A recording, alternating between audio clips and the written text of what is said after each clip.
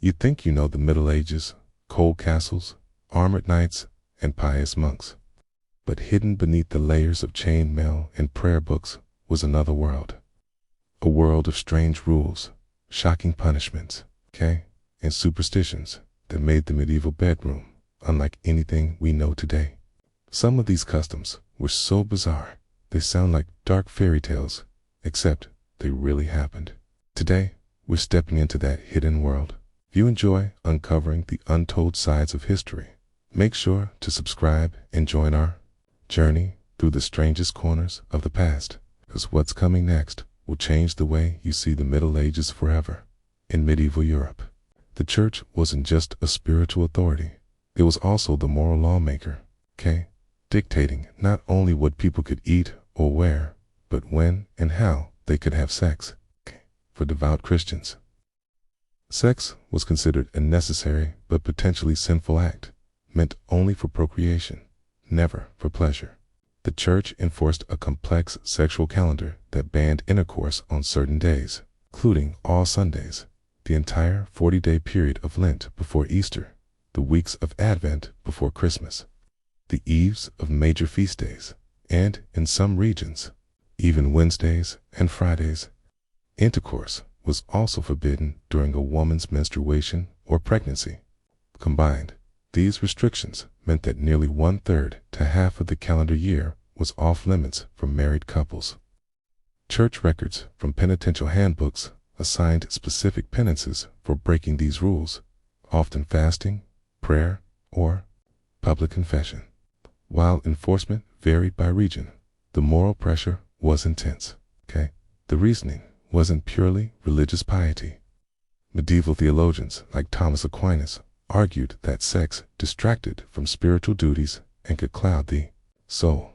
Pleasure itself was often seen as a dangerous temptation, a lingering echo of Adam and Eve's fall in the Garden of Eden.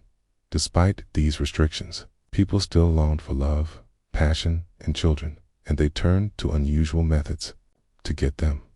Fertility charms and potions were widespread, blending pagan traditions with medieval folk medicine. Some used familiar herbs like sage, rosemary, or parsley, believed to increase desire or fertility. Others were far stranger records from 14th century France, described concoctions made from animal organs, powdered bones, or dried beetles. One German manuscript from the 1400s advised women to carry a hare's foot wrapped in linen near their skin to conceive more easily. Another suggested a bizarre ritual in which a woman would urinate through her husband's wedding ring into a bucket and bathe in the water. A strange mix of symbolic bonding and superstition. Love magic also included spoken charms and written spells, with some lovers carrying love letters inscribed with magical symbols hidden in their clothing. Though the church condemned magic as sinful, people still sought out wise women, midwives, and traveling cunning men for help in matters of the heart. Fertility wasn't just about romance. In a time of high child mortality, producing heirs and workers for the family farm was a matter of survival.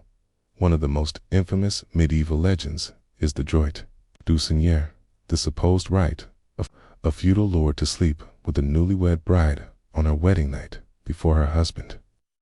This story appears in literature and later anti-feudal propaganda, but historians now believe it was largely a myth. There is no solid medieval legal document granting lords this right. Instead, the idea likely grew from marriage taxes. In some places, serfs had to pay their lord a fee to marry, which might have been exaggerated into a sexual right, and from political satire, where writers portrayed feudal lords as corrupt and tyrannical. That said, abuse of power over peasant women did happen, but without any formalized right.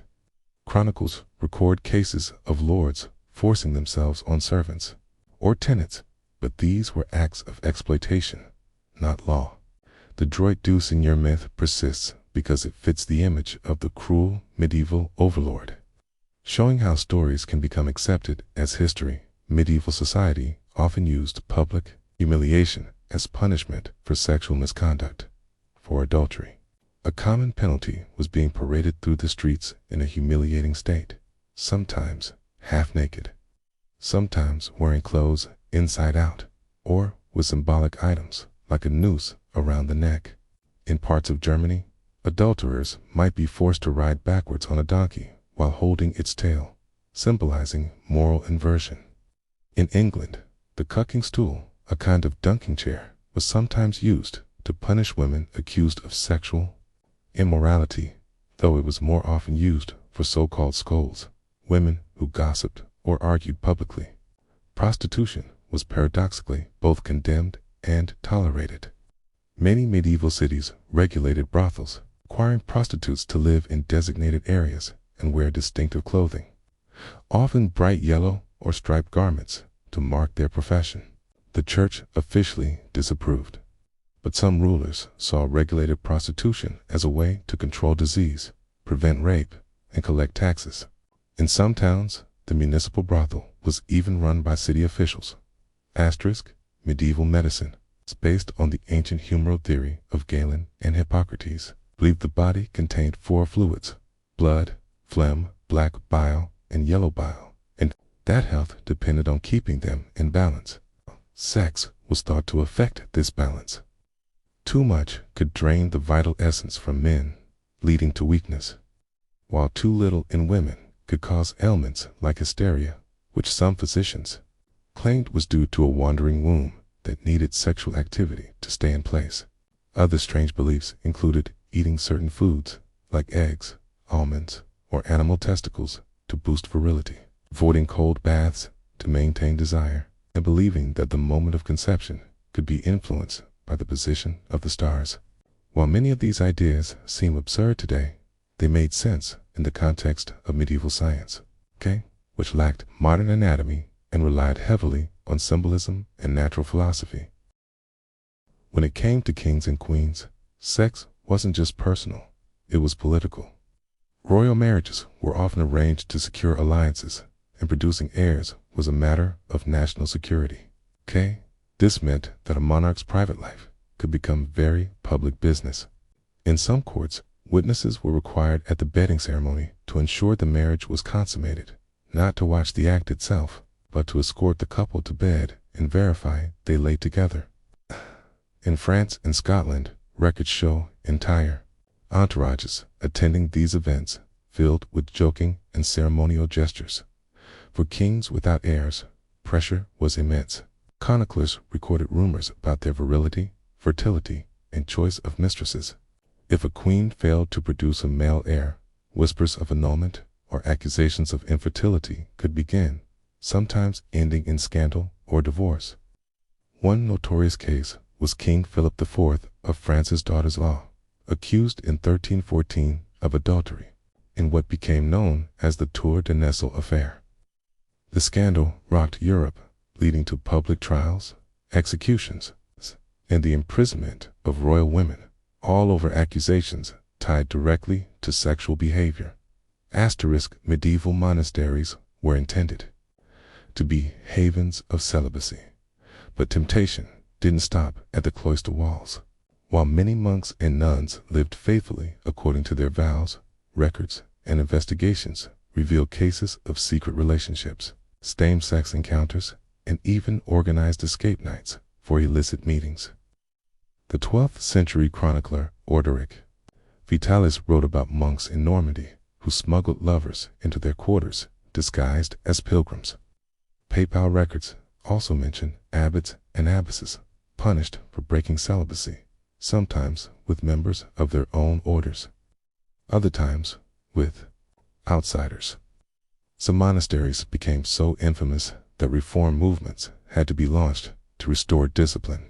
The Council of Constance in the early 15th century even addressed the issue of clergy keeping concubines, acknowledging it had become a widespread scandal. And this wasn't limited to Europe. In medieval Japan and parts of the Islamic world, similar records exist of religious officials caught in romantic or sexual liaisons, reminding us that temptation was a universal human challenge.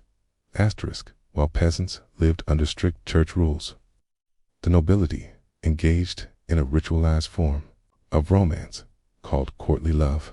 Originating in the courts of southern France in the 12th century, it celebrated chivalric knights pledging devotion to married noble women, often in highly suggestive poetry, song, and symbolic gestures. The rules of courtly love encouraged secrecy, intense longing, and elaborate displays of affection, such as wearing a lady's scarf into battle or composing verses about her beauty. While many historians think much of it was poetic fantasy, it also created opportunities for real affairs. The troubadours, wandering poet-musicians, helped spread these ideals across Europe. Some romances stayed at the level of words and dances, while others escalated into dangerous territory. Noblemen could be challenged to duels over a lady's honor, and in extreme cases, suspected affairs could lead to executions or exile. One famous story is that of Peter Abelard and Heloise, a 12th century scholar and his student whose love affair defied social and clerical boundaries, ending in tragedy when Abelard was attacked and castrated by Heloise's family. Even though this series is about medieval history and not medicine, it's impossible to ignore the ways physicians and healers sometimes prescribed sexual acts as remedies. Some medieval doctors genuinely believed sexual release could cure certain ailments in women, caught to quote, suffocation of the womb, condition they imagined happened when a woman went too long without intimacy. For men, impotence was a major concern, especially for nobles expected to produce heirs. Treatments ranged from eating testicles of animals like goats or roosters to wearing charms made from powdered horn or ivory. Some physicians recommended more unusual measures. A 15th century Italian manual suggested soaking one's body in warm wine infused with herbs to reignite the flame of virility.